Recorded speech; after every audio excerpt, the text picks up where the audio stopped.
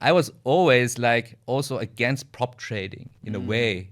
I was never a big fan of prop trading. The market participants who is selling signals to basically purchase his Lamborghini, right? That he can then post on Instagram. Sorry for my language. Screw corporate life. Just go from beach club to beach club to beach club and just don't care about anything. Just trade and beach club. But you having a full-time job and a lot of obligations, family to feed, whatsoever, for you, this might really not be the right strategy to use. Once you're in a trade, you don't act based on rules, you act based on emotions. It's proof enough that scalping just is not suitable for most traders, right? It's a fact. I'm a big fan and believer in, first of all, in fixed dollar risk. A trader is somebody who is consistently making profits in the financial market month over month over month. I shouldn't say that in the podcast, but I will do anyway. What's going on, everyone? Welcome back to Risk Reward Radio. This is the show that dives inside the mind of traders and investors that are risking their money in order to make a living. Now, one of the most difficult things in the trading space these days is finding a mentor with credibility. Well, today's guest is definitely not short on that. They have been listed on FTMO's leaderboard over 120 times, and this is from the skill that they have crafted over the last 10 years of trading full-time. Now, for a lot of people, that would be enough credentials to prove them worthy in this space, but they go above and beyond outside the prop firm space. They are also funded with $2 million in A-book funding, and they own their own licensed investment consultancy, which is registered in Dubai. They know their stuff, they've got the credentials to back it up, and I'm sure they're going to bring a whirlwind of wisdom in today's episode. It is my pleasure to introduce you to Bernd. Wow, I think this was one of the best introductions so far that I ever had in a podcast. Thank you so much. I appreciate that. I'm blushing, thank you so much. I mean, with everything that you've achieved, I feel like you make that very, very easy. And honestly, I think the best thing is, obviously I've watched a few of the pods that you've done before. Despite everything that you've achieved, you're still one of the most humble people that I think comes across on a camera. So it's an honor to be able to speak to you today. For me, it's really important to be like, first of all, like the summary was perfect. I couldn't have summarized myself better. But for me, I think it's really important that, being authentic all the time, this is my main goal, that I want to be always authentic. So yes. 100%. I love it, man. So I love to kick off a lot of these podcasts kind of the same way. And I would love to know a little bit about your background into trading and what got you to the position that you're in today. Well, I would say I'm a trading veteran, right? So I started trading more than 12 years ago. Now I'm trading full time. I'm 40 years old, so I'm also I would say more like one of the old school traders in the prop firm space where everyone feels like it's like in their 20s, right? I'm double the age. But I have also 10 years of full time experience under my belt. And I started off actually, I would consider myself a multi-asset trader. So when somebody asks, I would always say I'm a multi-asset trader because I started off trading stocks and then I went into futures and I traded actually stocks and futures my whole career. And I only went into forex 4 years ago or so, and into prop trading only in July, August 2022. So this is when I did my first challenge on FTMO, and everything else is, I think, history, right? So crazy. Yeah. It's pretty amazing what you've been able to achieve. And this is just in the prop space in such a short space of time. And I think what I loved even more is that you have documented a lot of your journey now on YouTube. There's a lot of transparency behind what you do, which I think is something which lacks a lot in the trading space these days. So I want to talk a lot about your YouTube channel today. Cool. And one of the things that I obviously want to know more about is to be able to survive in this day and age, you have to have a certain level of credibility, a certain level of experience. And I know for you, a lot of that has come from, I would guess, having the right mentors to begin with. Would you agree? Yes, I mean, this is where I built my foundation, right? My skill level, having the right mentor. So I was coached by former floor traders from Chicago Mercantile Exchange and one even from New York, not even, but one from New York Stock Exchange. So real old school former floor traders that basically retired from floor trading or got made redundant because everything, back in the days went from manual execution on the floor to everything electronically. And then they basically also started to trade in front of their laptops or computers and added basically also teaching to their craft. So I basically learned from some of them, right? So this is where I built my foundation. So yes, absolutely. So if you could give someone coming into the space advice on how to find the right mentor, or what qualifies someone as the right mentor, what advice would you give them? That's such a difficult question nowadays because it's so different as opposed to when I started off trading, right? Because nowadays it's almost like what I like to say, finding the needle in the haystack, because it's so much noise out there on social media, and trading on social media is so big. It's really, really difficult. What is important first and foremost is that the person that you would like to get mentored from, that you can resonate with this person, that you're looking up to this person as some kind of role model, something that you would like to become in the future. This is one thing. Apart from, everything that is, I think, hopefully common sense, like credibility, proof of concept, being transparent as possible, right? But secondly, I think it's really important to that you can really that you see this person as a role model, right? And that you want to basically become what this person became. And secondly, what is also really important, and I think that what a lot of people don't understand in the very beginning, is that they might but they might follow somebody or a strategy that is not really realistic for them to well, let me try this in a different way. So there are let's say there are two approaches out there, right? There are scalpers and there are swing traders, right? So for somebody who is let's say family father, has 2 kids, 1 kid, full-time job, 9 to 5 grind, a lot of obligations, and he's looking up to a scalper, this might not the right strategy for the lifestyle this person has. Right? Yep. So it's really important that the strategy that this person is going to learn fits to the lifestyle, basically, right? So I really like that idea, and I resonate a lot with what you say, because I remember a few years ago hearing kind of like a word of advice, which was you shouldn't ever take advice from somebody that you wouldn't want to trade places with. And that really resonated with me a lot, because I think especially growing up, going into the field of business, there's a lot of people that have opinions on how you should live your life. But when I step back and ask myself, would I want to trade places with those people? The chances are 9 out of 10 times it wasn't. And so it's a kind of a reflection of exactly what you said. They have to be in a position that you ultimately want to end up in.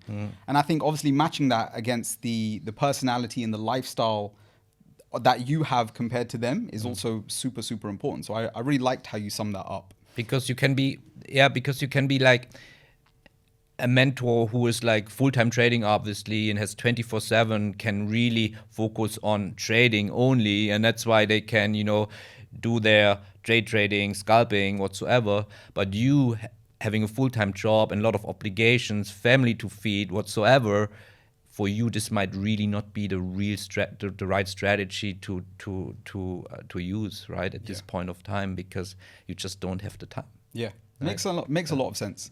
And I know for you specifically, I know you don't like the classifications, but you would class yourself as a swing trader? I have to nowadays, because that I unfortunately have to classify. So I'm a trader by trade. I'm a consistent trader. This is how I like to classify myself, right? Because first of all, we have to, I think we should all of us should define what is a trader. Because I make already differentiation between trader and market participant. Because nowadays, everybody on social media calls themselves a trader. They open up a brokerage account or buying a prop firm challenge or executing one trade, and they call themselves, I'm a trader, right? But I call myself a trader as well. So where's the difference now? Right? It's true. Where's the difference? It's a good point. Because nobody can call themselves a to be a doctor, to be an engineer, to be a lawyer, to be a pilot.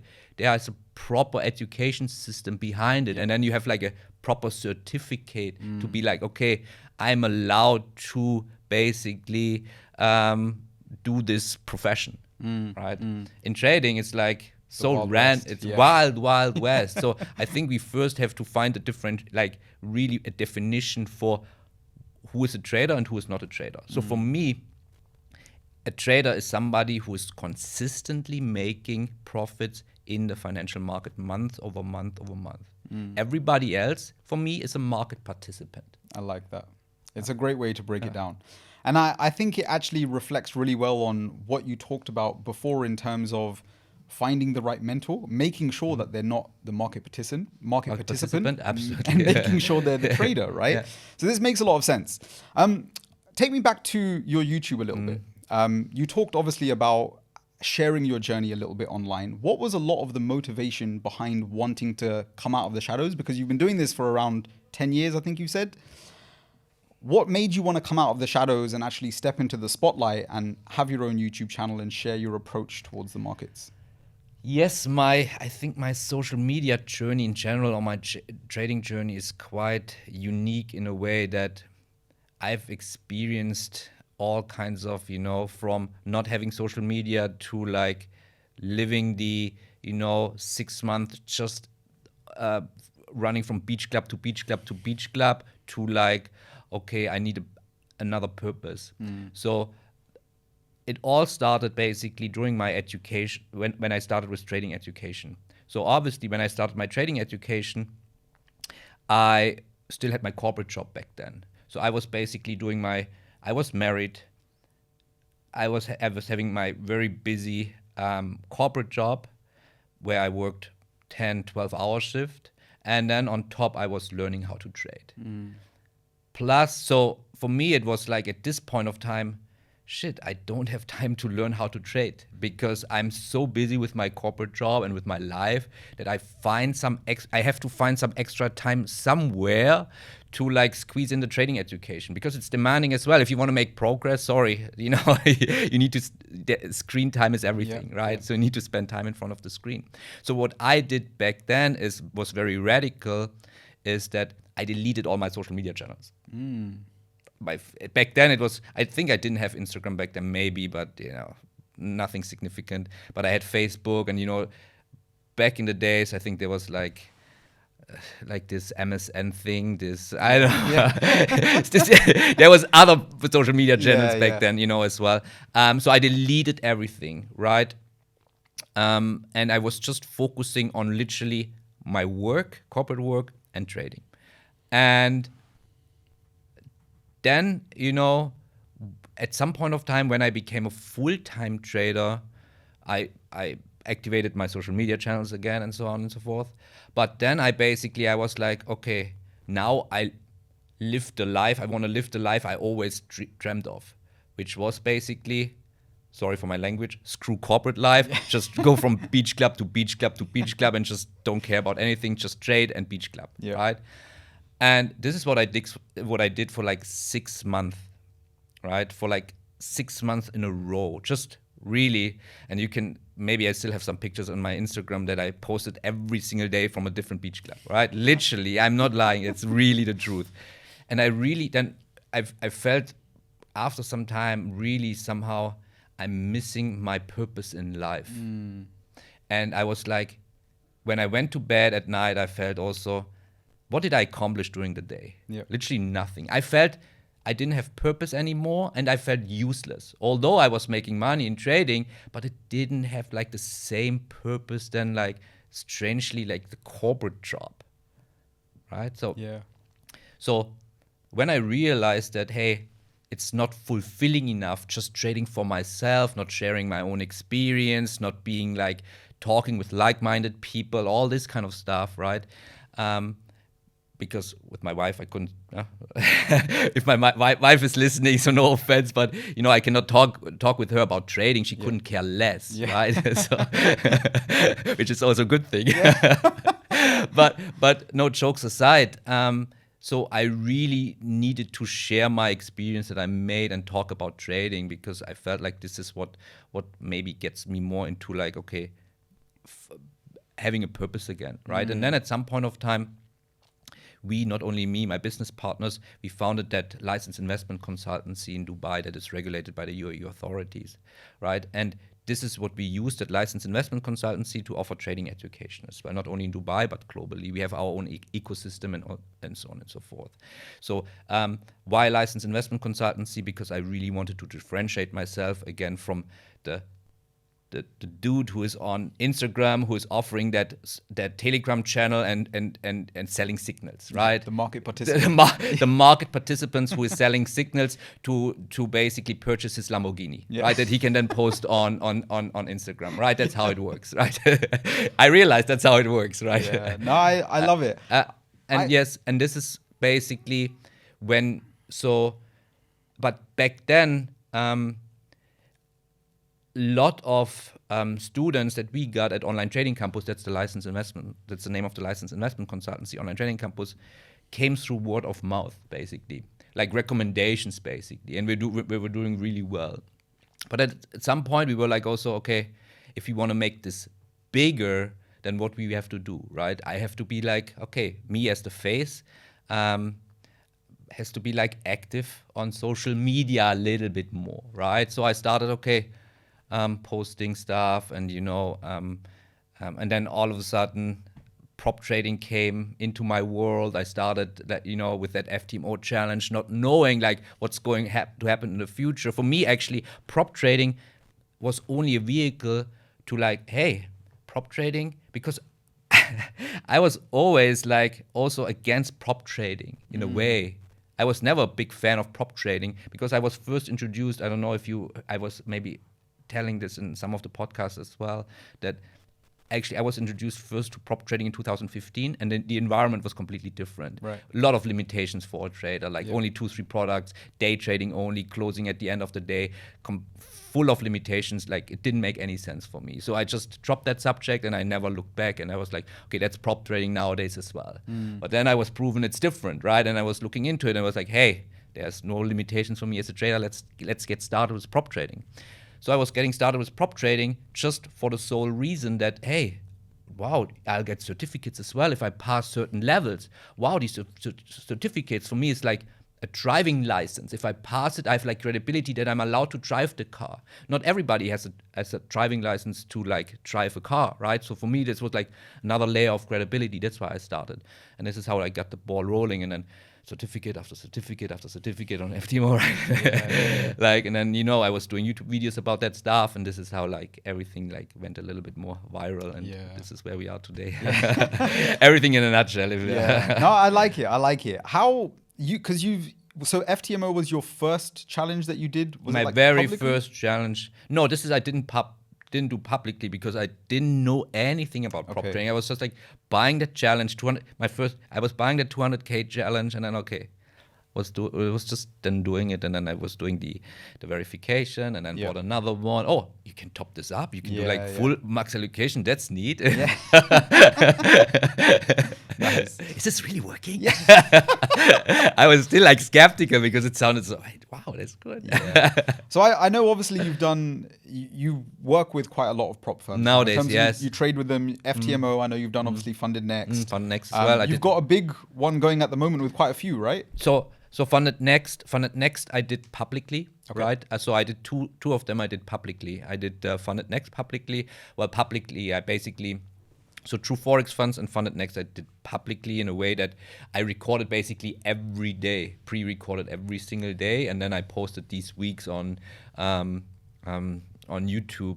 Maybe you watched some of them, showing my emotional roller coaster ride when I was first week in a drawdown, second week in a drawdown, and then it went up, and then I managed to pass it, right? Platinum trade, I think it was. I think it was platinum. It was platinum, exactly. It was like precious metals, gold, US 30, Dow Jones. So only 3 or 4 trades, right? This is how I passed the challenge, and then the verification.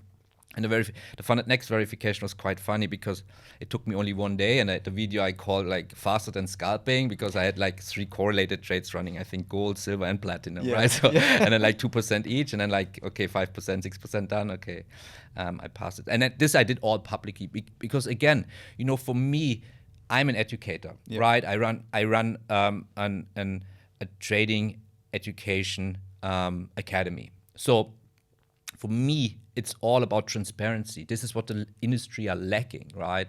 And the industry was lacking transparency forever, right? It was never different. Back in the days when I started learning, there was not such big social media presence out there. Yes, but it was still lacking, in a way, credibility. And now it's obviously with all the social media, YouTube stuff, it's where's the credibility, right? Again, market participant traders. Too many market participants out there, way too many, man. So yes, and I wanted to, like, just for me as a goal was always like, I want to be different. I want to make a change also in the industry, right? And that's why what I do is like everything is transparent. And now, as you said, like now I have that big one. I wanted to, I thought, okay, I did these 2 challenges. I did publicly. I pre-recorded every day. So how can I even, make this even more exciting? So now I'm doing them, like live, right? What I did, I collected $2.1 million in prop firm capital challenges from 6 different prop firms, and now I'm doing it really live, right? So what day is today? Thursday. So I think on Monday I called my first trade on YouTube. It hit on Tuesday and is running right now. So the video like is already 20,000 views. So 20,000 people, like the world is watching, and I get DMs. Oh, I took the trade as well. I took this as well, because everything is like super transparent. Here's my entry. Here's my stop loss. Here's my target, and so on. So yeah, it's a lot of pressure. But I always say, pressure is a privilege, right? Having this pressure that people are watching me doing something is a privilege, right? So I've been an observer of social media for a long time, especially in the trading space. I never really got active until maybe 2 or 3 years ago. And something that I've always observed is whether they were, I guess, traders or market participants is to be determined. But I found when a lot of people took things public and were either calling trades live or trying to build a verified track record live in the moment, a lot of people experienced the pressure. And for a lot of people, that pressure is very difficult to manage, especially when you're someone in a position where you're getting a lot of views. A lot of people are talking about positions live. And I think you'll obviously know with your approach, a lot of what you have to do after you've executed is kind of just wait and drown out the noise. Exactly. So do you find that a lot of the comments or the pressures from social media is having an impact on your mentality or performance at all? No. In this case, no. It's like maybe I'm thinking a little bit more about the trade, but it doesn't make a difference in terms of execution or whether I'm going to take this trade or not. Like I fully stick to the rules that I have, and if this is the next, I have already the next 2 trades in my mind that I want to take, that when I'm back in Dubai on the weekend, that I want to pre-record it. So so when there's this trade that meets what I say, all stars aligned, basically all criteria, then I'm going to take it no matter what. Like even if like 100,000 people gonna watch, like I don't care. Nice, I like that. So is that something that you had to work on and cultivate? Like you've obviously been trading for a long time. Do you feel like you were ever that person that used to be able to be talked out of ideas, or maybe you were impulsive or suffered with FOMO? No, of course. This is like you evolve as a trader as well. Right. You develop like as a person, you evolve as a trader as well. And this is just like, I always say, for a trader, time is your friend, time is not your enemy, because the more time you spend, the more like you craft on the more you craft your skill, the more you build your skill, the better you become as a trader. So you better become handling these emotional feelings that you just described, right? It's just time is clearly your friend, and I spend so much time in front of the screen that I basically know what I'm doing, right? Yeah. Of course, there's always the uncertainty of the market. We don't want to disregard that, but in terms of sample size that I have throughout my career, I know what kinds of trades I'm gonna take or not, right? It's just like ingrained in my DNA. Yeah, I like that, because a lot of how you described emotions, we spoke before we jumped on the pod, and I told you that I work with a lot of traders primarily on psychology. And the one area that I feel a lot of people get wrong with psychology is they believe that the emotion is the problem. And actually, the perspective that I ask people to reframe that in is exactly how you described it, which is the emotion is not really the problem. It's your reaction to the emotion, which is the problem. I tend to find that I'm in a fortunate position where the traders that I feel like actually do well in the market, they never play down the fact that FOMO still comes up, right? They still feel it. They still feel FOMO. They still get angry. They still get frustrated. I have the same feelings, yes. They don't act on it. Exactly. And that's the a point. big difference. I fully agree. It's not we don't have we have the exact same feelings, right? I have FOMO. I'm getting pissed, you know. I'm getting excited, like less excited. But what I'm also trying is like to stay relatively neutral, right? Like in terms of regardless of where the market is going, if you make a lot of profits or if you have a loss, I'm trying always to stay very calm and very neutral. But yes, we are human beings, right? We cannot switch off our emotions regardless of how much experience we have, right? So is there something that you consciously do to try and remain neutral? Is it exercise? Is it meditation? Is there anything that you specifically go to remain balanced? At some point, you know, meditation is on my bucket list. Okay, nice. I heard this might help. Yeah. Maybe you can give me some advice. But no, I really heard this might help, and this is definitely I want to do this at some point of time. But no, not necessarily. To be honest, what I just need for myself is a balanced life in general. You know, I need to, like, for me, just working out on a daily basis, just taking care of myself. It just helps me a lot to stay calm, I guess. But yeah, I think again with skill, you know, if you consistently develop your skill, and once you are skilled, and once you know what you're doing, like the psychology part just develops by default, just automatically, right?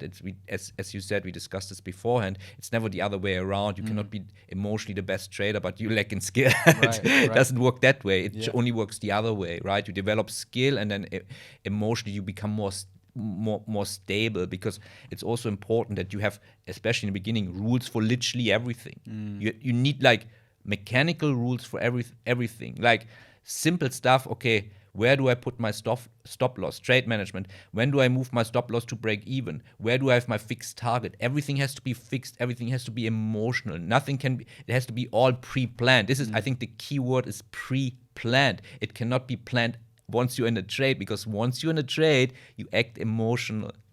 Whatever somebody's telling you, that's what's going to happen, right? Once you're in a trade, you don't act based on rules, you act based on emotions, because money is on the line, right? So that's why everything has to be pre-planned. And once everything is pre-planned, every single detail, you take out if you follow this pre-planned rules, then you take out the emotions or Where I think a lot of traders struggle with it, and I can tell you from my experience, right? I always say I'm in a fortunate position that I get to speak to hundreds of traders on a monthly basis, and the vast majority of them are market participants. Yes. They don't make money. And then there are a very small percentage that have an edge, finding some level of consistency, or they're really at the top of their game. And what I find with a lot of people is they tend to, I think the worst thing that could happen to any level of experienced trader that you come across is you get to a point where you break your rules and the market rewards you for breaking your rules. I fully agree. Yeah. Because this is the start to every bad habit, right? Yes. Because then your brain acknowledges, and obviously I look at this from a psychological standpoint, the mind is always driven to do things which it finds a reward in. And if your attachment to trading is finding a reward in money, money can be distributed almost at random in the markets. It's random. Yeah, it's in a way random, right? It's in a way random. And this is where the also beginner's luck phenomenon originated, right? You're like, they literally don't know what they're doing, because then, you know, making money in the market is so random, and everybody can make money. I could just close my eyes, press the buy or sell button. It's like a 50-50 chance, literally, to make money now, right? Yeah. So if I do this and I make money once, maybe I make money twice, maybe I make money the third time, right? What I'm gonna do the fourth time? I take bigger risks, I take more money, right? I jump from a bigger building, right? Yeah. I don't take the parachute. No, I take a bigger building, I jump again, right? So I survived that. And at some point of time, it will bite you in the butt. Yeah. Right? So it's quite interesting. Yeah, I don't know how we got there, but the level of skill is definitely, you know, building that foundation, having a level of skill that you can then develop your psychology is crucial. What else to say? I feel like a lot of the statistics for the industry now, I mean, especially in the UK and Europe, a lot of the brokerages have to be transparent about the number of traders that are actually making money. And prop firms are starting, or were at least starting to go on a wave where they were being transparent about this as well. And I think genuinely a lot of the reason that I think most traders really struggle in the industry is because there is such a low barrier to entry, and most traders come in undercapitalized. And when you're in a position where you need the next trade to win and it doesn't meet your expectations, you become devastated mentally. And until you can, I like to call it mental drawdown, right? Until you've recovered from that mental drawdown, your performance will always suffer in the markets. And I think the biggest issue for a lot of people is they don't understand when they're experiencing that. They think that they're doing everything right. They're acting constantly on emotion, but they don't actually realize they're doing things completely at the will of their emotions. So is there, during your trading day, average day of Bernd at the screens, which is 15 minutes or so. Love it. Maximum. Do you spend a lot of time journaling, like making sure that you have crossed everything off to make sure you're sticking with your process? Is this something you do consciously now, or is it kind of I just shouldn't an say that in unconscious the thing for you? I shouldn't say that in the podcast, but I will do anyway. I don't do any logging or journaling anymore. Interesting. Right? So after you used to, though? everything, yeah. So I just to be a little bit controversial. Right? No, we have to differentiate me. So me versus I don't want to be the benchmark for like the general public. Yeah. Me, 12 years trading under my belt, 10 years full time, doing not day trading but swing trading. Executing 2 maximum 3 trades a week versus somebody who is like scalping, day trading daily, taking 5 trades a day. Whatsoever, I'm exaggerating a little bit, right?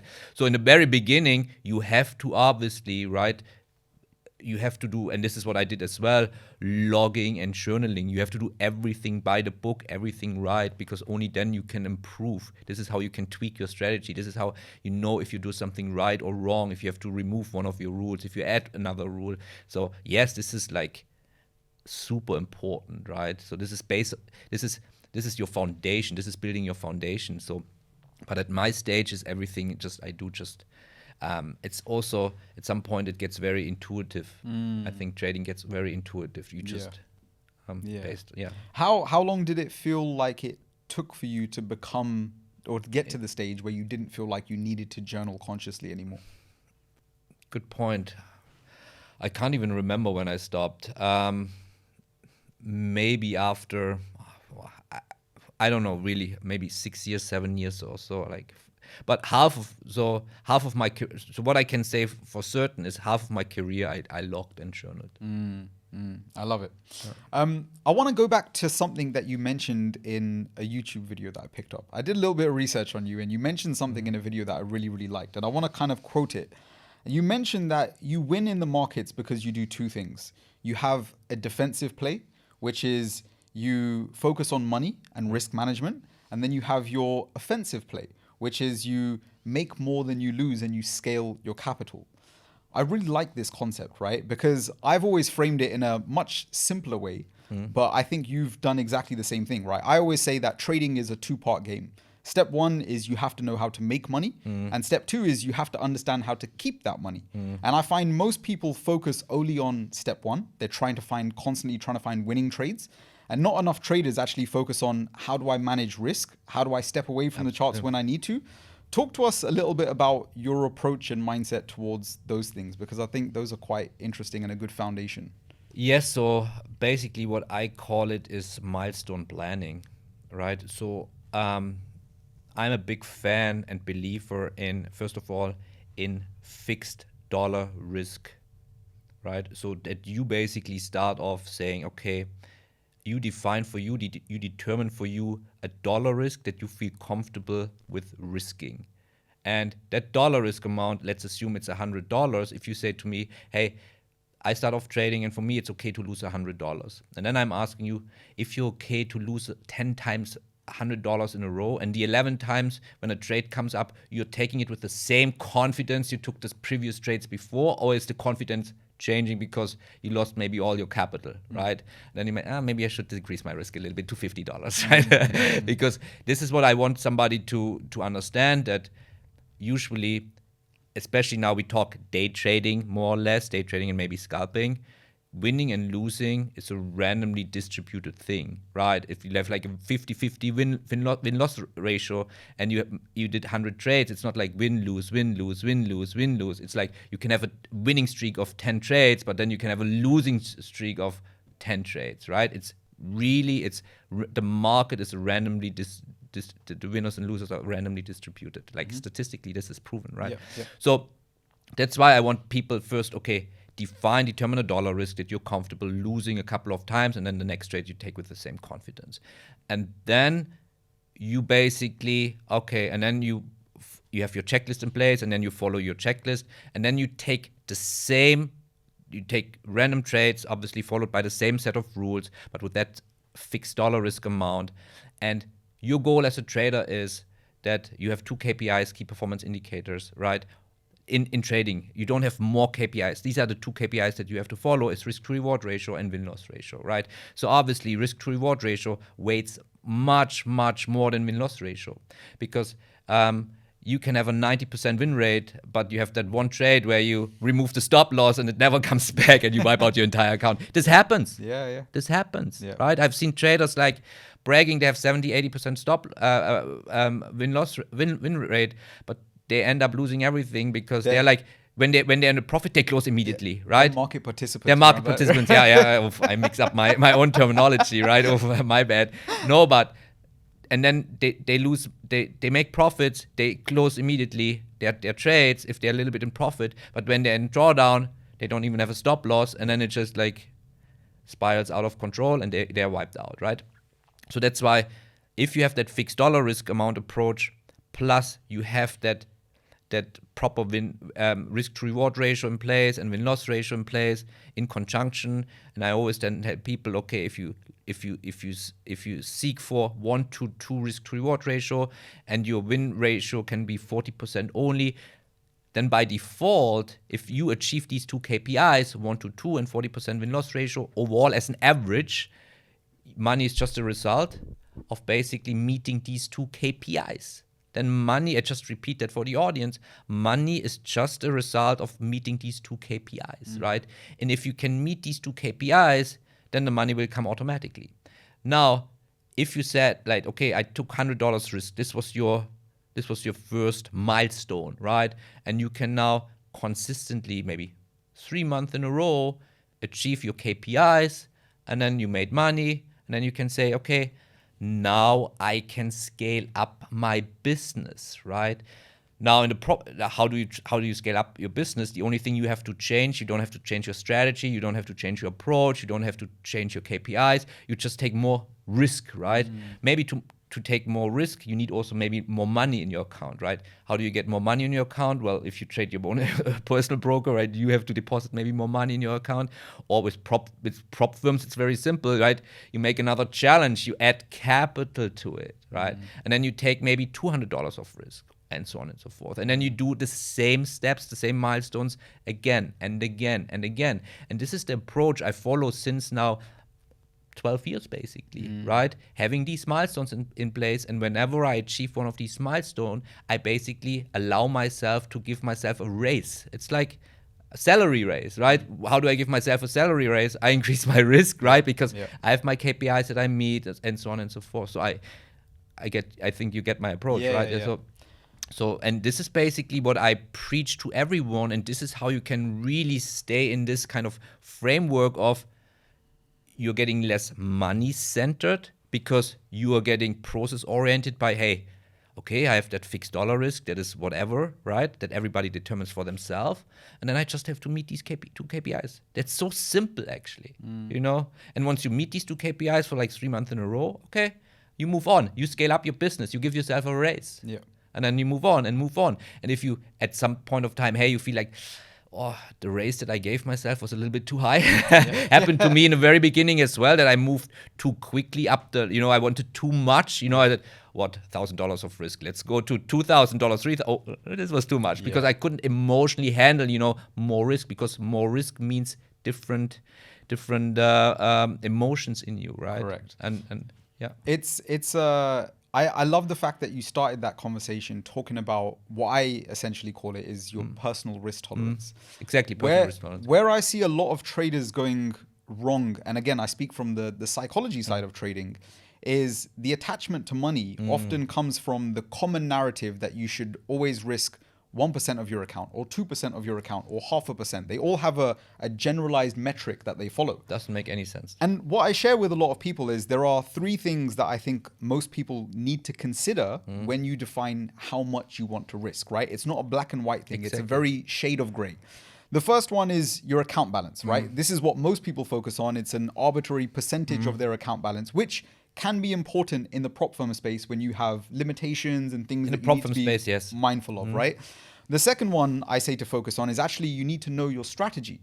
If your strategy, for example, has maybe a 20% win rate, then mathematically, you're likely at some point to take X amount of losing trades in a row. Is your risk per trade, are you going to be able to be emotionally stable to withstand 5, 10, 15 losing trades in a row in line with your edge and still be able to execute process orientated? So if you know your edge and you know what your average win rate is, then you know roughly over the next 100, 500, 1,000 trades, I am likely to take this many losers in a row. Am I comfortable with my current risk parameter? And then the last one, which is where I think nobody really spends their time now, it's the personal risk tolerance, right? Everyone has come from different backgrounds, different experiences, different upbringings when it comes to money.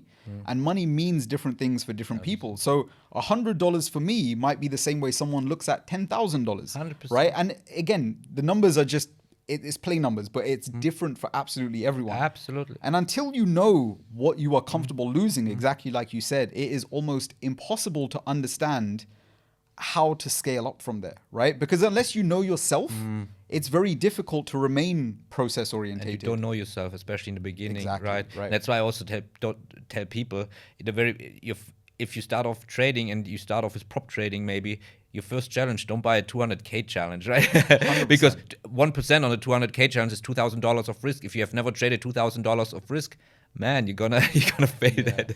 Well, right? The analogy that I give to a lot of people to help them really understand that dynamic is especially in a lot of the content that I create online, I like to relate trading to exercise or going to the gym. Because I think they have a lot of similarities, right? So I explain to a lot of people that if you were to go to the gym and your goal was to, let's say, bench press 100 kilos, right? And you went there every day for 3 months and you'd worked yourself up to, let's say, 40 kilos. Would you decide that actually I've put in 3 months of time, I'm now going to jump from 40 to 100? You know it's a silly idea. You know your body is physically not ready for it yet. And so the logical thing to do is to take time and to increase the amount of weight slowly, right? This is how you deal with physical weight on your body. And I explained that psychologically, your mind reacts the same way with money. You can't jump from $100 of risk to $10,000 of risk just because you've been able to buy a bigger challenge. Exactly. You have to increase it over time. And when you give yourself time psychologically, your mind starts to adjust. That's the nature of the human animal, right? We adjust to our surroundings, our circumstances. And the more we expose ourselves to certain situations, the better and more comfortable we feel with certain situations. So it's an interesting one in trading because it's very easy to rush the process. And it's the worst thing you could do for your long-term progress. I fully agree, with everything you said, because everyone is after chasing the dollars, right? And this is what you have to get rid of in trading. It's so contradictive because we are trading. Yes, we have deep reasons why we are trading, right? We have very deep reasons. Everyone has their own whys, but eventually we want to make money, right? We cannot deny that we want to make money trading. So that's why it's so contradicting. If I say, yes, we want to make money trading, but we should avoid thinking about money. Because that is like the devil. That's why we're here, right? We wouldn't be here if it wasn't to make money at the end of the day. Yes, exactly. But getting rid of the money-oriented approach more to the process-oriented approach will make you eventually a much, much better and calm trader. Because again, money, what you have to imagine, again, everyone, money is just a result of following your process-based rules and meeting these criteria, meeting these KPIs, and then money will just be there as a result. The byproduct. But it's the byproduct, right? But again, everybody's chasing after the money, and everybody wants that money now or yesterday. Actually, yesterday. What tomorrow? Today, right?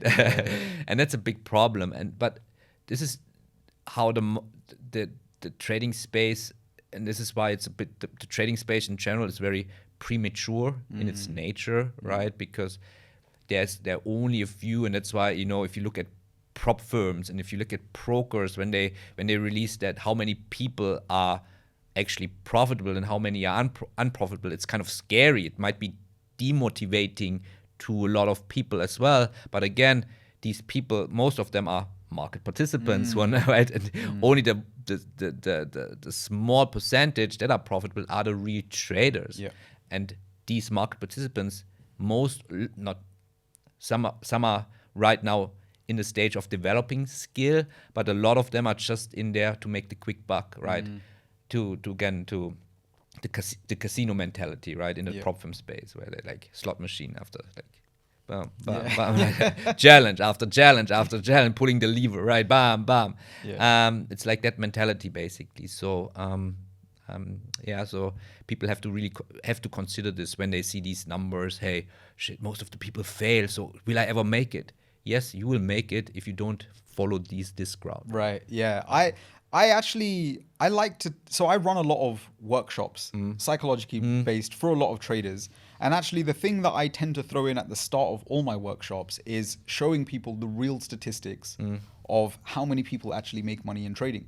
Because I find the majority of traders, and I think this is amplified in this day and age, they come in with some false illusions that you will make it overnight, right? They are been led to believe by the marketers and the gurus that actually, if I put in work for the next 30 or 60 days or whatever it is, it's funny. I can make all the money and I can be on the beach in Thailand or whatever it may be, right? They get sold this dream. And I like to remind people that this game is fucking hard, right? The statistics are what they are for a reason. This is not an easy game. And you're talking about risking money for a living. There's not a lot of people that can remain emotionally stable in a very short space of time. And even the ones that have the somewhat overnight success, the quote that really stands true to me, and I'm sure I've said this on one of the previous episodes, is quick success builds ego, slow success builds character. And I find the quicker that you make money in trading over a short space of time, usually if you haven't developed the foundation and skill set, you're very quick to also give it away. You will give it away 100%, right? It's like again, you're jumping off the building without a parachute. Right. You surprisingly survive it. Yeah, what you're doing next? You jump up. You go to a bigger building, right? And at the end, there's no bigger building than the Burj Khalifa. But you're gonna jump, right? And this will bite you in the butt. So 100%. So if you don't develop that foundation, if you don't have this mature behavior in the market, and also the humbleness, right? That you're humble towards the market. That you know that, hey, if you don't do it right, the market will know when you when you're overconfident. The market will kind of has this kind of consciousness, right? When you're like, I know now you're too cocky about trading, right? You think you can beat me, so I'll take it back. Right? It's like somehow I think the interesting word that you mentioned there was being humble, right? And it's interesting because I started off this podcast by talking about how I've always perceived you as quite a humble character. And I think it's interesting because I think the more time that you actually spend in the markets, the more humble you become. Whereas I see a lot of people online nowadays that have the big egos and want to shout about their success and show their P&L. I actually don't see that as something to look up to. I see it as a sign of inexperience, right? So I think I mentioned to you earlier, I've been an observer of the market since 2012, right? I didn't take it seriously for my first few years, but there was one event that really shaped my experience in the markets. And you were probably trading at this time, so you might remember this day. And it was when the Swiss National Bank removed the peg from the Swiss franc. 2015 or 16, right? 15, yeah, exactly. I was trading. I was trading. I was the same. I was trading that day. I wasn't involved in that market, but I was watching it play out live. And there used to be a broker in the UK, I think they were UK, FXCM or so, right? Alpari, Okay. right? So they were quite a big broker at the time. They used to sponsor a football team here. They were quite big in the game, very well known. They went under off the back of that. And I'm sure a lot of went under, right? I feel like when you live through experiences like that, you're naturally humbled by the markets because you realize that it really just takes one day of neglect to take away everything. And I think people overlook this now in the prop space because they almost have like this reset button, right? You can just buy another challenge and go back to normal. But when you're trading real money, and obviously you'll know this better than anyone, when you're trading real money, there's no reset. There's no reset. You go back, if you're in drawdown, you have to make that back if you want to make any money. And when you see markets move irrationally during those, black swan events, it really humbles you and it makes you a much better, or I would say more aware risk manager, right? It's the one thing that you start to respect more and more. And this is why I see that traders in this day and age that choose to have, 3, 4, 5 pip stop loss and they want to gamble pre-CPI or FOMC or NFP, it's like, you may be able to make some money in the prop space, but in the real world, you've got no chance. Yeah. But that's the problem of the prop space, right? Because they would not do that with their own money. If they do it, they can they can only do it for like a few times, but then eventually they wipe out, their accounts, and maybe they did already, and then that's why they went into the prop space. But in the prop space, as you said, and I like what you said, is like that reset button, the perception of that reset button, and you can press it almost unlimited times, right? Until you run out of capital to buy challenges. But since the challenges are so cheap, right, that you can buy unlimited amount of challenges, and you can buy endless of those challenges. So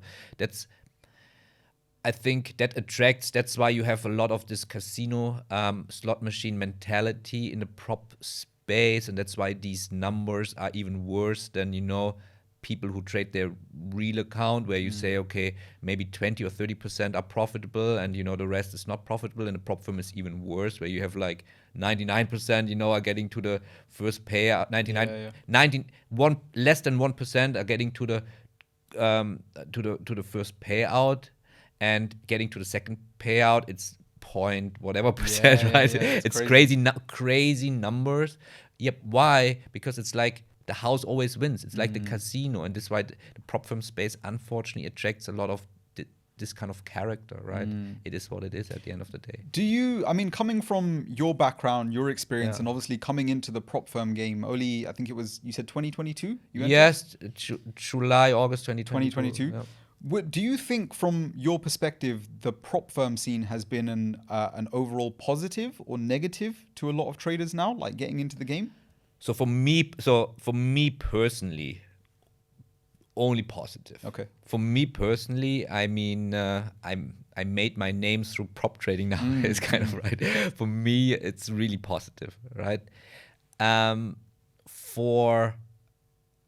for the majority, or I don't know maturity, but for a lot of people, it's really negative because right now also the prop firm space, it's almost, I compared with the crypto space in 2016, it's like wild west. It's like an evolving new market where there's like no rules and regulations, where the 20-year-old, no trading experience can open a prop firm tomorrow and, run this prop firm not knowing what they're doing, and,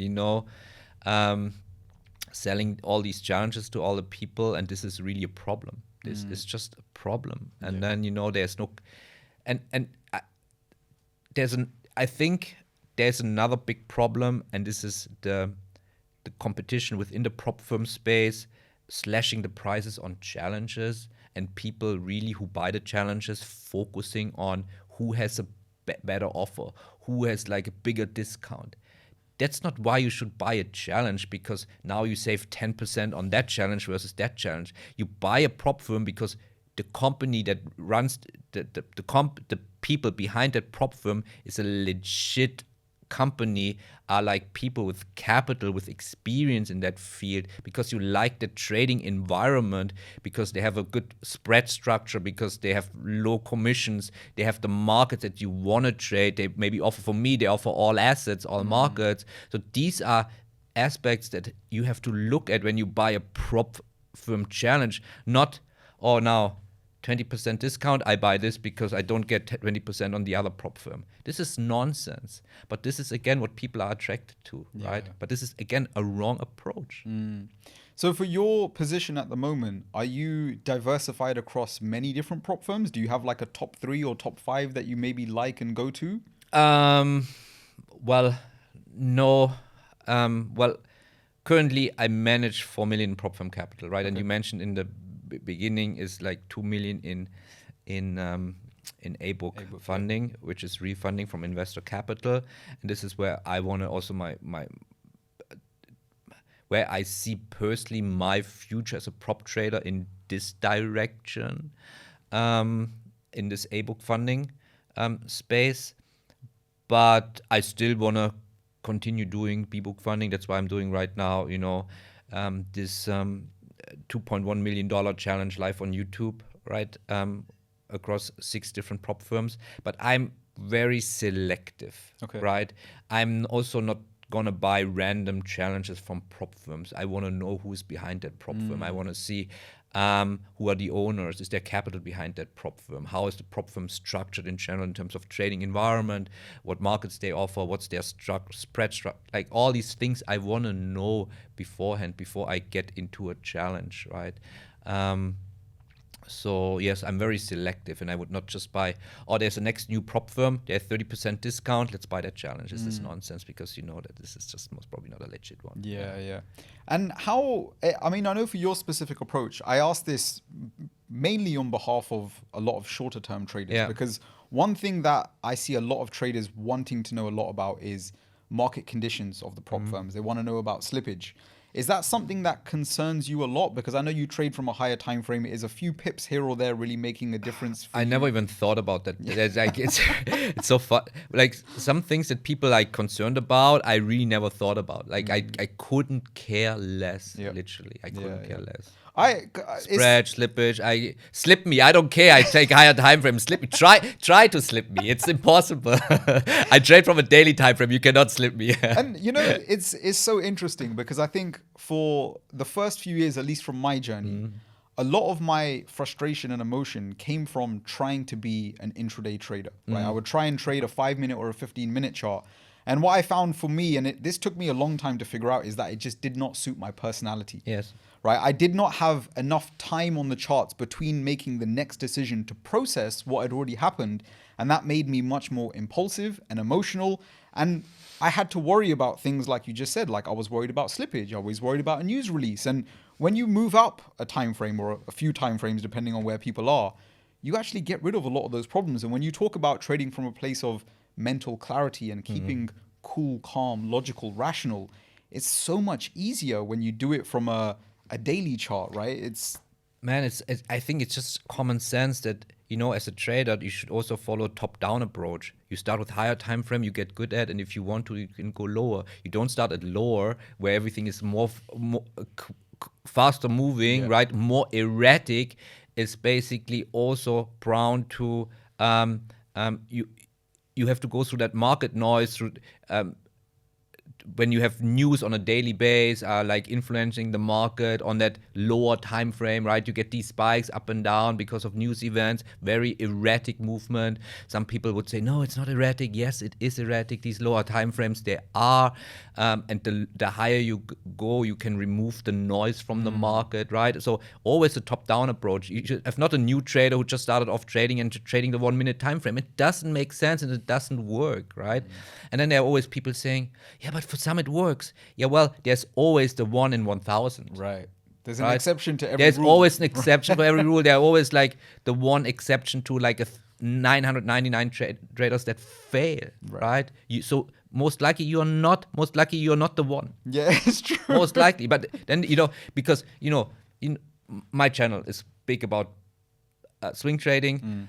And for me, right, I tell the truth about scalping, what scalping is, because, anyway, the prop firm space confirms it. There's so many, right? Only 1% gets to let's say 1% gets to the first payout. The 99% that fails, what are most of them doing? They're scalping, right?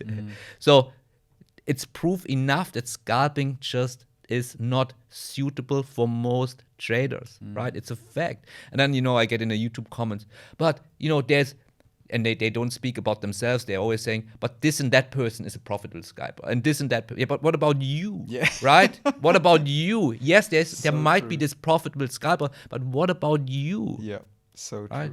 So true. It's like I'm really struggling with that approach. Like, think about yourself. Think about statistically what's realistic. Are you the one, or are you inside that 999? Yeah.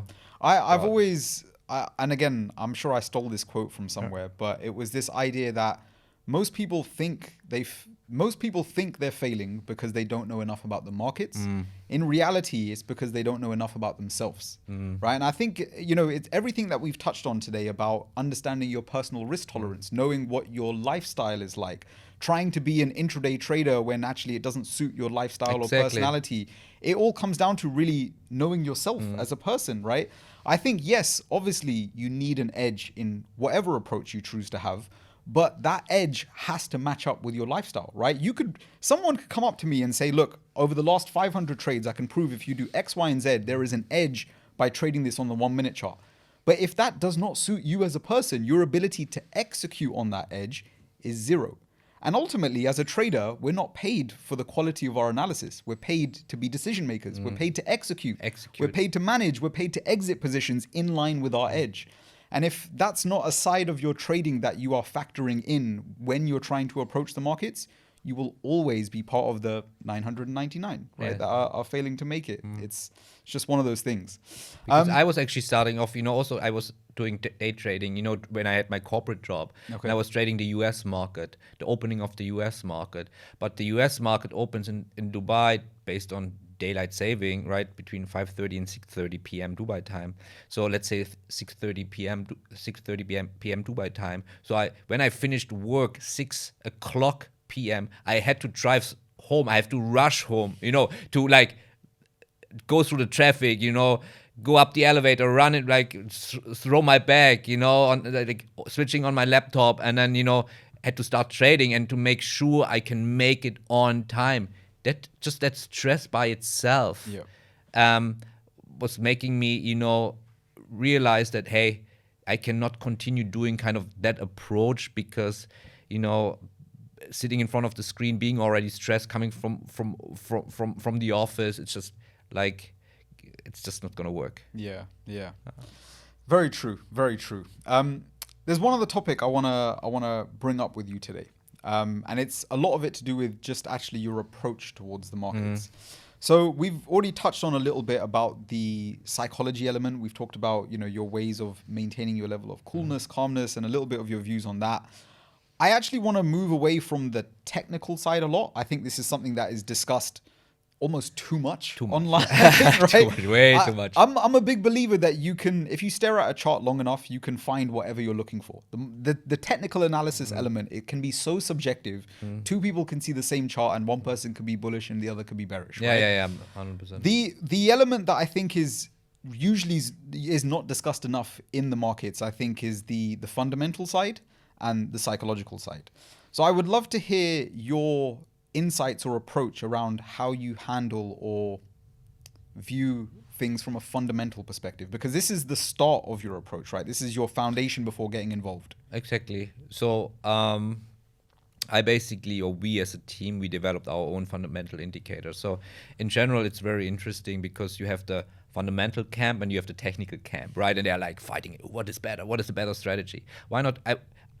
I was always like, had the opinion, why not trying to combine both ideas to combine the best of both worlds? Because fundamentals, price is driven by fundamentals. That's just a fact. Price can never driven by price itself. It just doesn't work that way, right? Price is driven by fundamental values.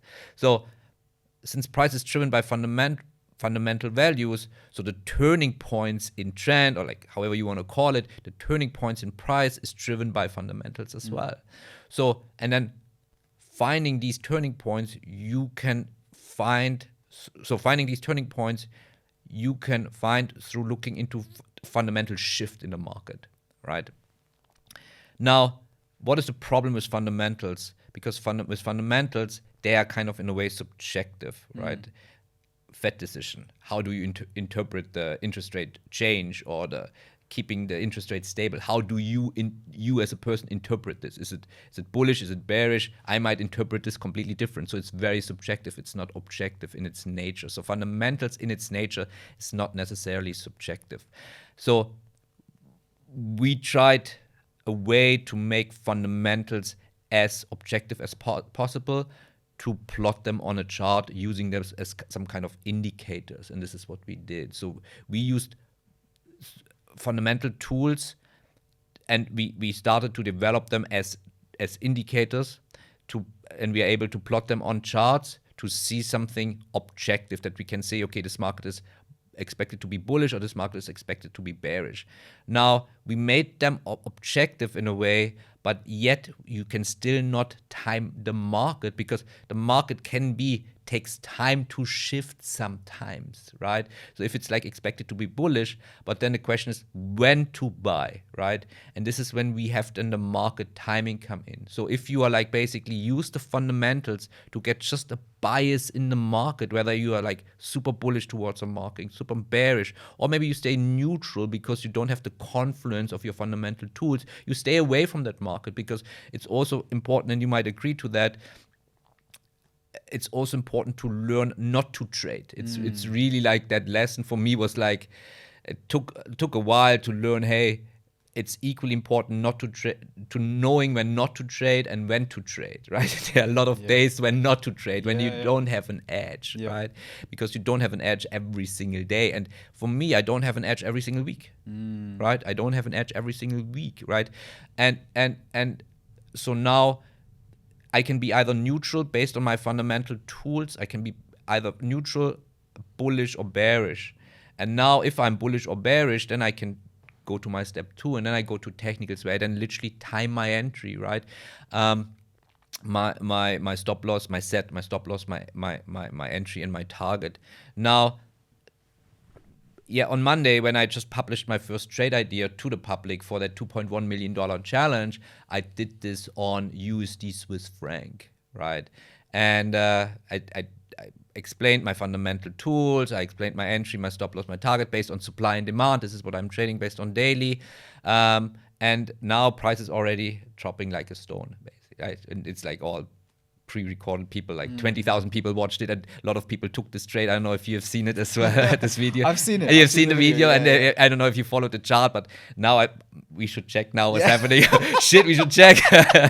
No, but I was checking before the podcast. No, price is dropping like a stone, actually as predicted, right? And I got a few comments saying actually in the video like, well, I would not go short. I would go long the dollar and blah, blah, blah, all these, and I call them retail traders. Unfortunately, I call them retail traders, right? The market participants. The market participants, right? They're on the wrong side of the trade. Right. No, but just, this is where I explain literally my approach, my 2-step mechanical approach. And everything I do there is very objective in a way, right? Very objective. It's black and white as possible as humanly gets, right? And did you have the fundamental approach from the very beginning? No. So it was something that you added in? I added in, yes. And this is something I think also as a trader, as you evolve as a trader, you don't start with the full you never start usually with the full package. Or me at this time, right? I didn't start with the full package being like completely equipped with all the tools that I have now. This is also takes time, right? I started with technicals only, lower time frame, a little bit supply and demand here and there, using also conventional technical analysis like reversal patterns, price action, trend lines, you name it, right? And then at some point of time, I also then, okay, this and this doesn't make sense, I remove it, right? Like based on logging, journaling, okay, this and this doesn't make sense, this still makes sense, okay, let me add this and see if this on top increases my probability of success and, my risk to reward ratio. And then, this is how, like, for me, it was great to learn from not only one mentor, multiple mentors, and get like different ideas and incorporating this into my own trading strategy that fits kind of my trading style and my personality as well, because as you said also, like, trading is very personal, individual based, right?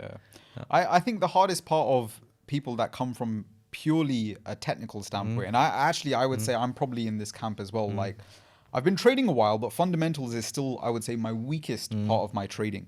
And I think the thing that especially a lot of new and inexperienced traders struggle with from a technical standpoint is this idea that everything works, but not all the time, right? Every bit of technical analysis works, but not all the time. And it's only when you add that last bit which gives you that probabilistic mindset, which aligns you with the market. But what most people fall into the trap to, they come up with a pattern or something in the market, something technical based, and they're expecting it to work all of the time. And when that happens, this is where most people end up going on tilt, right? Their expectations have not been met, and it's a spiral from they there. go like strategy hopping, and correct. And that's so funny because every single strategy out there works sometimes. Right, exactly. Every single again, me pressing randomly, telling me buy sell might work sometimes, right? Every strategy works sometimes, but again, which strategy really works consistently? So, and this is like there's only a few out there, right? There's not many. Yeah. So did you find adding, because you said you started with the technical approach, did you find adding the fundamental element really... This made a huge change. Right. Yeah. In terms of your consistency, win rate? Win rate, and then removed the randomness in the trade. I don't have losing streaks anymore. Interesting. I don't have this like 5 losers in a row. Like doesn't exist anymore in my trading. Yes, I have a lower sample size. I don't trade every day. I might be a week where I don't trade, but then the next week I have 3 trades in a row, right? It's really like based on market conditions, and there might be a week where I don't take any trade because the market conditions are not right, because I only take trades that meets all my criteria, right? So yes, this bottom line, big change in how, yes, my win rate, and for me, nowadays having a lower risk to reward ratio and a higher win rate makes me personally feel better. It's just me personal that, I like to be right. Who doesn't? Who doesn't, right? I like to be right. And so yes, it just, for me personally, it just makes me just more confident in what I'm doing, having like the little bit shift of, okay, I sacrifice in risk to reward ratio, but have a higher win rate. And this is how basically I shifted from previously where you had like only technicals and you had like these losing streaks, and to basically get rid of these losing streaks, you had to had like one big hit, like 1 to 6, 1 to 7, 1 to 8 to like, get rid of the 5 losers that you just previously had, which is also mentally really exhausting, that you have to have, my next trade, it really has to be like a big hit. Otherwise, I'm still running after these 5 losers. Whereas now I just, again, I don't want people to use me as a benchmark. So, but I can't remember the last time when I had like 2-3 losers in a row. Like you have like one sprinkled in, but then again you have a winner or 2 winners in a row. So it's like, just I like that. Yeah. So based on, and again, I think this is still going to be on topic with your strategy, even if it sounds like it's not. Your approach, obviously, based off the higher timeframes. You've mentioned that your approach and I guess analysis doesn't actually take you that long, right? You mentioned something like 15 minutes a day, maybe an hour at the start of the week, something like that. So it gives you a lot of free time. What do you like to do with your free time outside of trading? First of all, it's funny, right? That I don't know why I just thought about that the first time, that daily charts are considered higher time frame. Yeah. Why are daily only in the social media space, right? That's true. Only on the YouTube space, daily time frame is considered higher time frame. I was just like, okay, why do we always say higher time frame? It's a daily time frame. Monthly is higher time frame for me. Fair enough. Perspective is everything. No, right? it's so weird, right? Like this is what the YouTube space makes out of things, right? It puts things in a box that okay, scalping is cool, swing trading is uncool, right? Somehow, in a way, perception. If you look like Instagram bios, right? I know we're getting a little bit drifted away, but it's it's super interesting for me. Like Instagram bios, nobody has like in their bio, "I'm a swing trader." Have you ever seen a bio saying swing trader? Right? That's true. What do they say? Yes. I'm either a cool day trader or I'm a right? Because it's perceived maybe cool or I don't know, like fancy in a way. So it's weird what these terms do to like the young audience, but it's not about you know what, it's not cool, like scalping is not cool, swing trading is not cool. You know what's cool? Making consistent income in the market. You know, It's that's so cool. true. Yeah. It's so Yeah. true. It's Anyway, so true. but I was drifting away but what was the question again? So Sorry. the question was, obviously, your approach to the market gives you a lot of free time throughout Yes. the day. How do you like to spend your time away from the charts? What else are you interested in? What do you like to do? Oh, nowadays a lot. Like, I'm 40 years. First of all, I'm 40 years old, so I'm really concerned about my health in general. So since I don't know 15 years or so, I'm a very health concerned person. I don't drink, I don't smoke, I don't do drugs, I don't do anything. I'm having a proper like. I'm fasting actually. I'm doing intermittent fasting like since years now. Actually, since COVID, I'm doing intermittent fasting. I'm very consistent with my meals. I'm looking for low carb, high. You know, like I'm really like doing a little bit of biohacking, doing my regular blood checks, taking supplements. You know, very big into nutrition. So this is kind of my hobby or like also my passion outside trading. That I'm like really like. Health is your wealth. For me personally, health is my wealth. You cannot buy health for, you know, regardless of how much money I make in the market, I cannot buy myself that health. And this is, I'm very conscious about that. Very, very conscious. I think people should be more conscious about that as well. Because we only have one life. Again, it gets very philosophical, but you know, for me, this is really important. And I want to be there for my daughter for a very long period of time.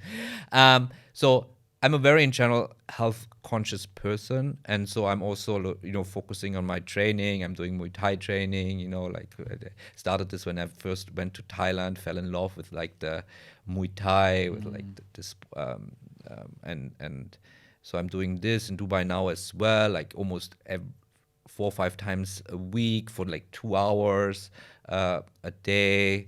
And then, you know, I take care of my business as well. We have now more than 20 employees in our licensed investment consultancy. So I have to work there quite a lot as well. Creating content for social media, man, Full-time job, right? That's a bitch. No, really, it's like YouTube videos, Instagram now, you know, it's really a lot. Yeah. And people don't know how much effort it is to do like YouTube content. Yeah. Right? It's crazy. You know, the team that we have three editors. We have help with script writing. Because you know, for me, I can fully disclose that when I first started with YouTube, I was just, you know, bubbling whatever, you know, like having my own like script basically. I didn't know about the hook. I didn't know about retention on content. This is a science, so you need help for that as well. And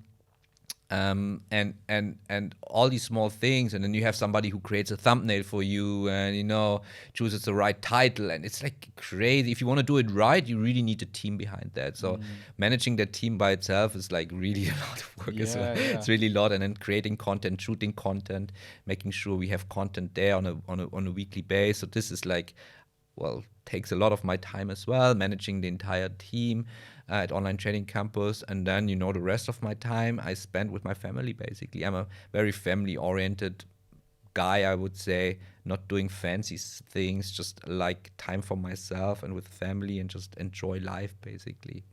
I like this. And the reason I asked the question is I like to get inside the mind of traders to see if they put conscious thought into what they do outside of the charts. Because again, when I speak to a lot of traders that suffer with impatience or boredom, or whatever it is, a lot of their issue is because they don't have a plan for what to do outside of trading. They want to spend all their day on the charts, and they constantly want to have opportunities to be in the market. And it's exactly like you said before. Sometimes your edge isn't there. Sometimes the best thing to do is actually to just walk away. Yeah, sit aside, right? Not having your capital invested in the market is also an active position. And I like to frame it as this idea that patience will actually pay you more than any trade you will ever take, right? Because if you only use your capital on the right moments, that's where you're going to make your money, and not punting it stupidly, hoping for a thrill, an adrenaline rush, some sort of excitement, helps your bottom line, right? It stops your drawdown or, you know, your low periods being so low. And so this is an active thing that I like to get people to think about. Like, what do you like doing off the charts? And I think the interesting part of it is when I ask a lot of traders that say they're suffering with, you know, they don't have patience or discipline, I'm like, well, why did you start trading? And usually for most people, it's either freedom or money or both. And I'm like, well, when the market is showing you that your edge is not present, that is the market giving you freedom. You're choosing not to use it. You're choosing to sit there and watch candles move up and down when you could be doing so many other things And with your force life. trades eventually, yeah. 100%, right? Again, you find whatever you're looking for. If you Find stare at the whatever- charts long enough, yeah. you'll find an opportunity in there. And it's funny you mentioned patience. I get a lot of comments saying, I'm a scalper because I'm not patient. Well, sorry, but you're missing a most important trait to become a professional trader, right? So horrible. Like that's why like some people miss common sense. And yes, so discipline is very important. I also firm believer in if you're not disciplined around your day-to-day activities, normal activities, if you're not disciplined there, how suddenly can you become a disciplined trader?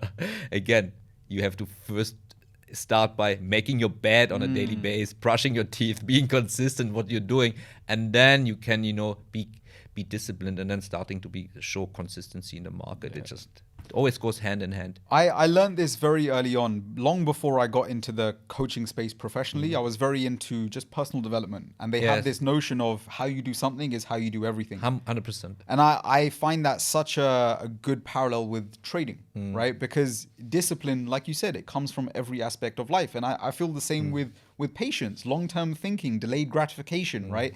And I think this is a lot of the reason why I always like to compare trading and exercise. Because just like in exercise, you could have the best gym, you could have the best diet plan, you could have the most expensive personal trainer, but nothing will give you overnight abs. If you're out of shape, there is nothing you can do except just commit to the process.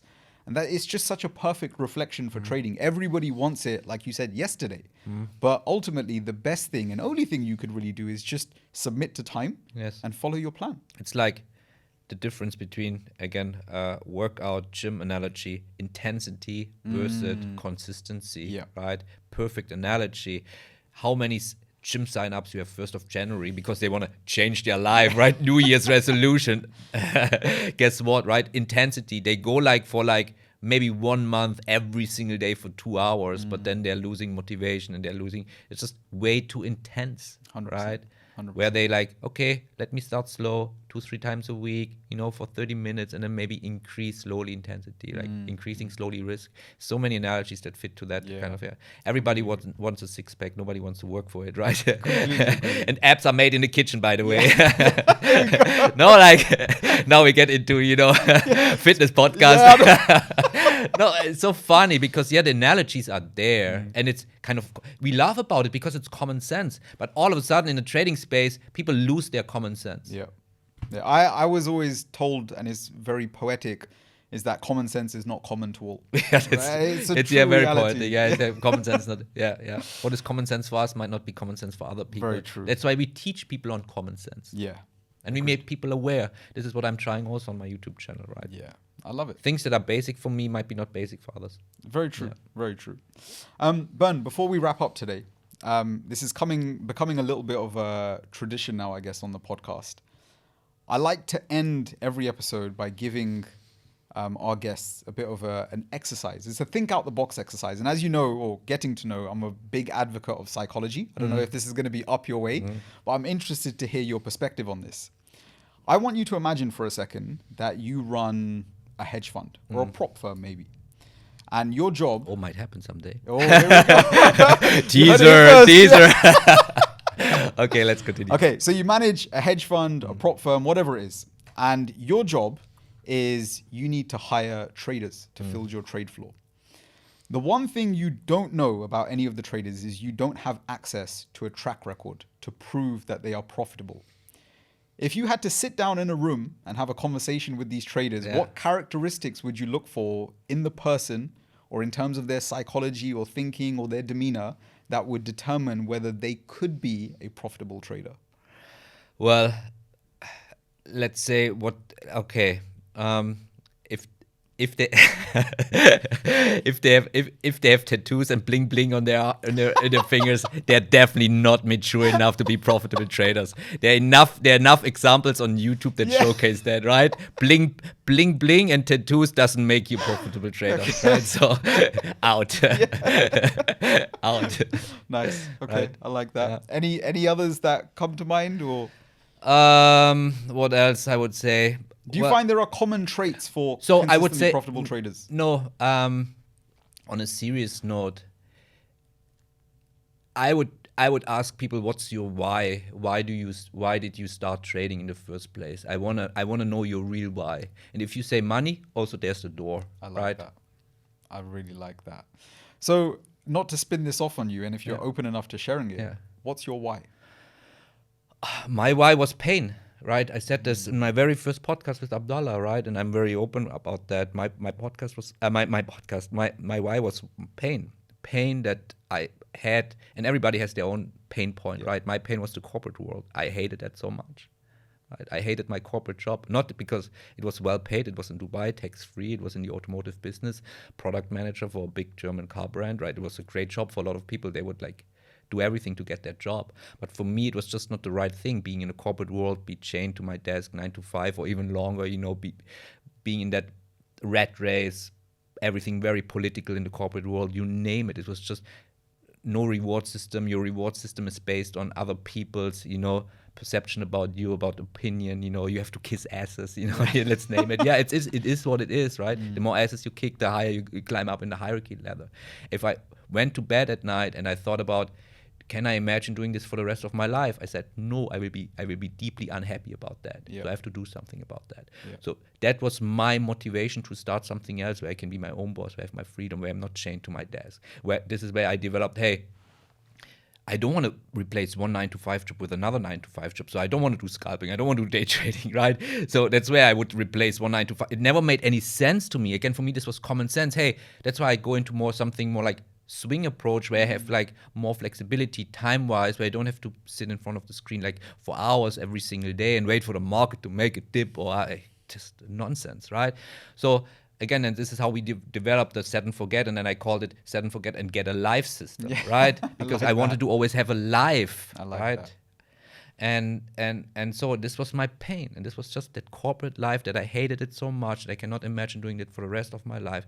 This was my pain and my motivation that still, it fueled my motivation so much that I just made it happen at the end of the day. I really like that. And again, I think I can resonate with a lot of that. I had the same hate for the corporate world. And again, I don't judge anybody that works in it. Sorry, thank you, and I don't want to interrupt you, but again, I say this in every podcast where I mentioned that I don't want to demonize the corporate world. We don't want. So for a lot of people, that's the right place. It's their safety net.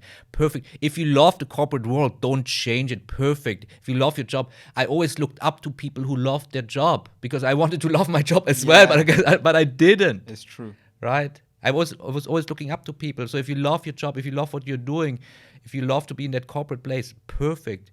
Really great. Then you can still do trading. You can still do trading as a side income on the side. Perfect. Having two incomes, diversify yourself, even better, 100%. Right? Even better. I don't want you to quit your job, right? Also not if you hate your job, right? Then you still have a side income. Have a side income for a while. But again, for me personally, just me as an individual, I was like, no, it's not the right place for me. And I realized that when I was in that corporate world. Yeah. And the thing is, I think as much as we would say that it doesn't have to be for everyone, I think probably the type of people that tune into a podcast like this are in that similar sort of situation. Yeah, unfortunately, yeah. Trading tends to bring a lot of people into that space. They're craving more money, more freedom, whatever it may be. They're looking for some kind of escape. And again, I think if I'm completely honest, I feel like I probably came to the market for the same reasons.